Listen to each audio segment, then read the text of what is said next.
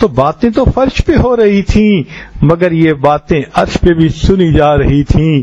ابھی علی رضی اللہ عنہ نے اپنی بات مکمل کی تھی کہ جبرائیل علیہ السلام آسمان سے نازل ہوئے، کہنے لگے اے اللہ کے حبیب صلی اللہ علیہ وسلم، اگر میں انسان ہوتا تو مجھے بھی 3 چیزیں بہت پسند ہوتی، میں بھی اپنی 3 چیزیں بتانے کے لیے آیا ہوں۔ پوچھا کون سی؟ تو جبرائیل علیہ السلام نے کہا اے اللہ کے حبیب صلی اللہ علیہ وسلم، عبادت گزار غریبوں سے محبت کرنا۔ امیروں سے محبت تو ہر کوئی کرتا ہے، غریبوں کی طرف التفات نہیں ہوتا، حالانکہ اللہ کی خاص نظر ان پر ہوتی ہے جو غریب ہوتے ہیں۔ نبی علیہ السلام نے فرمایا بدأ الاسلام غریبا وسیعود غریبا فطوبى للغرباء، غرباء کو مبارک ہو۔ ایک حدیث میں فرمایا قیامت کے دن میری امت کے غرباء، میری امت کے امیر لوگوں سے 500 سال پہلے جنت میں داخل کیے جائیں گے۔ چنانچہ جو غریب آدمی کے ساتھ محبت کرے تو یہ ملائکہ کی صفت ہے۔ جبرائیل علیہ السلام نے اپنی پسندیدہ چیز بتائی، پھر آگے بتایا کہ کثیر العیال، تنگ دستوں سے محبت کرنا۔ کچھ لوگ ہوتے ہیں اولاد زیادہ ہوتی ہے، وسائل نہیں ہوتے، تنگی میں زندگی گزارتے ہیں، اللہ کو وہ بھی بڑے پیارے ہوتے ہیں۔ تو جبرائیل علیہ السلام کہتے ہیں کہ ان لوگوں سے محبت کرنا یہ مجھے بہت پسند ہے، اور ایسے لوگوں سے اللہ کو بھی محبت ہوتی ہے۔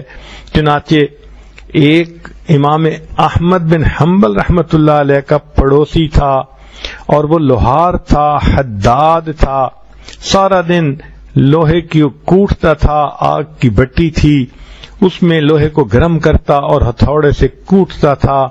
چنانچہ جب رات کو وہ سونے لگتا تو تھکا ہوا ہوتا تھا، امام احمد بن حنبل رحمۃ اللہ علیہ کو دیکھتا کہ وہ اس قدر رات کو عبادت کرتے ہیں، تو کہا کرتا تھا اگر میرے اتنے بچے نہ ہوتے، میری پیٹھ پہ اتنا بوجھ نہ ہوتا، تو میں بھی امام احمد کی طرح رات کو عبادت کیا کرتا۔